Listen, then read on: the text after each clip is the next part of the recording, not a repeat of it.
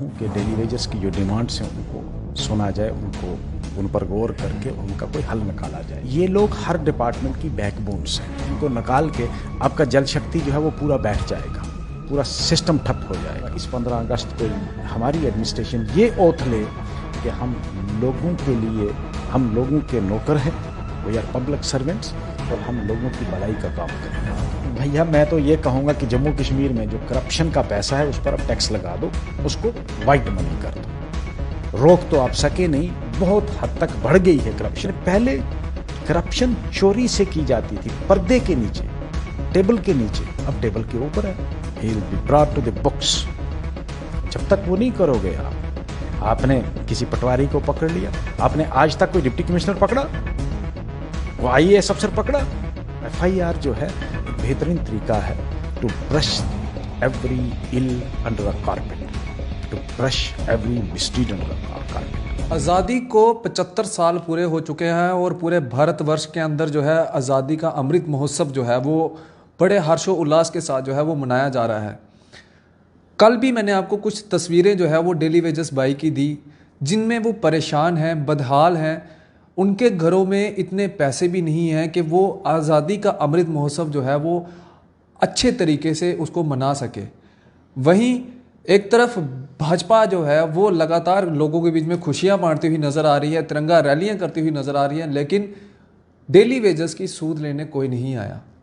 मेरे साथ इस समय बातचीत में जज मुजफ्फर इकबाल साहब मौजूद हैं, इनसे बातचीत करेंगे क्योंकि NC के गद्दावर नेता हैं, जब भी बात करते हैं सीधी और दो टुक बात करते हैं। इनसे बातचीत करेंगे। मुजफ्फर साहब, सबसे पहले तो आपको भी मुबारकबाद है, 75 साल पूरे हो चुके हैं, और इसके साथ साथ हम आपसे ये भी जानना चाहेंगे कि डेली वेजेस काफ़ी लंबे अरसे से परेशान हैं और आप ही के NC के टेन्योर में ही इन डेली वेजेस को जो है वो अपॉइंट किया गया था। आप किस तरह से देखते हैं? मैं आप सबको भी मुबारक पेश करता हूँ 75वें आज़ादी के सालाना जो सालगिरह है 75वीं, उस पर, और जम्मू कश्मीर की आवाम को और पूरे मुल्क की आवाम को मुबारक भी पेश करता हूँ। खुशी का दिन है। इस दिन डेली वेजर्स के लिए बेहतर रहता कि हम किसी दूसरे रोज़ बात करते। हमारे दौर में भी लगे हैं, उसके बाद भी लगे हैं।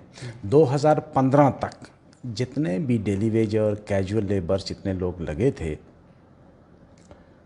उनके लिए गवर्नमेंट ने एक पॉलिसी बनाई थी और उस पॉलिसी के तहत उनको 10 साल के बाद रेगुलराइज होना था। अब उसमें उसके बाद जब गवर्नर इंतज़ामिया आई तो गवर्नर इंतज़ामिया ने उनको तनख्वाह देना बंद कर दी। वो लोग कोर्ट में भी गए, जम्मू कैट में भी आए, और ये वो लोग थे जब गवर्नमेंट के पास उतनी फाइनेंशियल जो रिक्वायरमेंट थी, फाइनेंस की, वो अवेलेबल नहीं थी, और रेगुलर एम्प्लॉई उतने काम नहीं कर सकते थे। जिस तरह PHE डिपार्टमेंट है, जिसको आप जल शक्ति कहते हैं, पहाड़ी इलाके में बहुत दूर दराज से पानी को टेप करके लाया जाता है ग्रेविटी स्कीम में, और दूर दराज इलाके में अगर आप ये कहोगे कि हर गांव में या हर मोहल्ले में एक परमानेंट मुलाजम रखेंगे तो बहुत मुश्किल था। हालांकि काम ये परमानेंट मुलाजम से भी ज़्यादा करते थे, लेकिन दूर दराज के इलाके में जाते थे और लोगों को पानी सप्लाई करते थे। गवर्नमेंट ने एक पॉलिसी बनाई कि डेली वेजर्स लोगों को, अब जाहिर सी बात है, अगर आप एक परमानेंट मुलाजम की जगह आप 5 डेली वेजर रख सकते हो उसी तनख्वाह में, तो उन बेचारों से काम परमानेंट मुलाजम का लिया, और जब वो रेगुलराइज होने की जो क्वालिफ़िकेशन उन्होंने क्वालिफाई की तो आपने उनकी तनख्वाह बंद कर दी। फिर वो कोर्ट में गए, उनको तनख्वाह मिली, कोर्ट की डायरेक्शन पर तनख्वाह मिली। इसी तरह हर महकमे के अंदर हमने एम्प्लॉयमेंट जनरेट भी नहीं की, हमने लोगों को रोज़गार भी नहीं दिया, लेकिन हमने उनको परेशान करने की कोशिश की। जिस तरह आज कुछ डेली वेजर सड़कों पर निकले हैं। 75वां सालगिरह आज़ादी की मनाना बहुत अच्छी बात है, खुशी की बात है, लेकिन हमें अपना मुहासबा भी करने की ज़रूरत है कि इन 75 सालों में हमने क्या खोया क्या पाया, हम क्या लोगों की उन उम्मीदों पर पूरा उतर सके, क्या हम पूरे हिंदुस्तान में लोगों को 2 वक्त का खाना पेट भर के दे सके, हम उनको छत दे सके, क्या हम लोगों को रोज़गार दे सके। ये इंट्रोस्पेक्शन के लिए हर साल खाली खुशी बराए खुशी नहीं होती है। 15 अगस्त हो या 26 जनवरी का दिन हो जिस दिन हमारा आइन लागू किया गया, इस दिन गवर्नमेंट अपना मुहासबा करती है। और जो 15 अगस्त को प्राइम मिनिस्टर साहब का एड्रेस होता है और 26 जनवरी को प्रेसिडेंट ऑफ इंडिया का जो एड्रेस होता है, उस एड्रेस में पिछले पूरे साल की अचीवमेंट्स कि हमने लोगों के लिए क्या किया, वो उसका पूरा खुलासा करते हैं। तो ये एक मुहासबा है, ये खाली एक, हाँ बिल्कुल, हम अपने शहीदों को याद करते हैं जिन्होंने जाने निछावर की इस मुल्क के लिए, इस मुल्क की आज़ादी के लिए, जिसमें नुमायाँ रोल अदा किया है। बहुत सारे जो हमारे नेशनल फिगर्स हैं आज की डेट में, महात्मा गांधी हैं, पंडित जवाहरलाल नेहरू है, मौलाना अबुल कलाम आज़ाद थे, बहुत सारे ऐसे जो जिन्होंने फ्रीडम फाइट लड़ी है और बहुत तकलीफ़ें देख कर, बहुत अज़ीतें देख कर, जेलें काट कर, लोगों ने जानों के नजराने पेश करके हमको ये आज़ादी दी है। इसको प्रोटेक्ट करना, उनको याद करना 15 अगस्त के दिन, ये हम सब का अवलीन फ़र्ज़ है।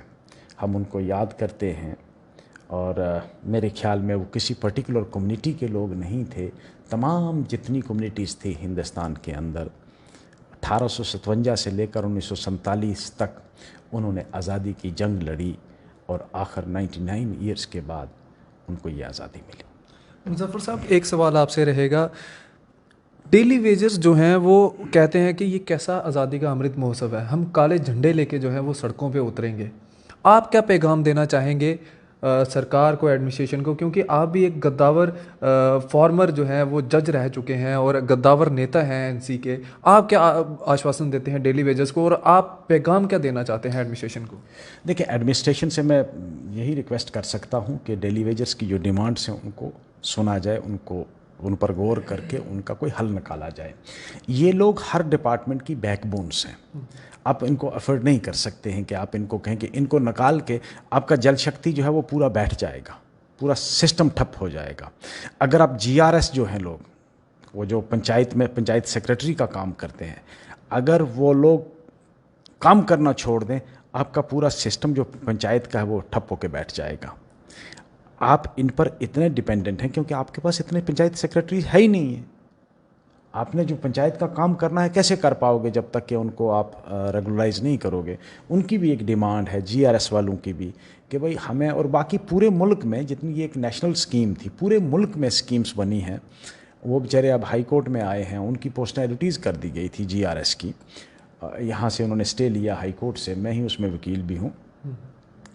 वो जब मैंने उस पर रिसर्च किया तो वो पूरे मुल्क में है, वो खाली जम्मू कश्मीर में नहीं, और हर रियासत ने, बैरून रियासत, हर रियासत ने उनके लिए एक पर्टिकुलर स्कीम बनाई है। वो जो स्कीम है उस स्कीम के तहत उनको एब्जॉर्ब किया जा रहा है, लेकिन हमारे जम्मू कश्मीर में उनको टार्चर किया जा रहा है। तो ये चीज़ें जो हैं, ये अवाम दुश्मन पॉलिसीज़ जो हैं, लोगों को तंग करना, टार्चर करना, ये मैं एडमिनिस्ट्रेशन से रिक्वेस्ट करूँगा आज के दिन कम से कम ये इतना ज़रूर, एक बहुत सारे ये ओथ्स लेते हैं, लेकिन मैं आज कहूँगा इस 15 अगस्त को हमारी एडमिनिस्ट्रेशन ये ओथ ले कि हम लोगों के लिए, हम लोगों के नौकर हैं, वी आर पब्लिक सर्वेंट्स, और हम लोगों की भलाई का काम करेंगे। एसीबी जिस तरह से हर उस गवर्नमेंट मुलाजिम के ऊपर शिकंजा कस रही है जो ब्राइब्स लेते हैं, जो करप्शन करते हैं, क्या वो पैसा इनकी परमानेंट पॉलिसी के लिए इस्तेमाल नहीं किया जा सकता? जो डेली वेजर्स हैं, कैजुअल लेबर्स हैं, या यूथ की नौकरियों के लिए जो है पॉलिसीज़ फ्रेम नहीं की जा सकती? भैया मैं तो ये कहूँगा कि जम्मू कश्मीर में जो करप्शन का पैसा है उस पर अब टैक्स लगा दो, उसको वाइट मनी कर दो। रोक तो आप सके नहीं, बहुत हद तक बढ़ गई है करप्शन। ये कहते हैं ना, हम इस बार वो ओथ लेंगे, ये ओथ लेंगे कि हम बगैर करप्शन के कोई काम नहीं करेंगे। ये हालत हमने अपनी ज़िंदगी में कभी नहीं देखी। आप किसी दफ्तर में चले जाओ, किसी दफ्तर में, अब करप्शन कोई छुपी ढकी बात है नहीं, वो ओपन है, पहले ये था कि पहले भी, मैं नहीं कहता कि पहले के जो ऑफिसर थे या जितने भी ऑफिस बेरर्स थे वो कोई दूध से धुले हुए थे, बिल्कुल हरगिज़ मैं ये नहीं कहता, लेकिन पहले करप्शन चोरी से की जाती थी, पर्दे के नीचे, टेबल के नीचे। अब टेबल के ऊपर है, अब तो कोई पूछने वाला नहीं है।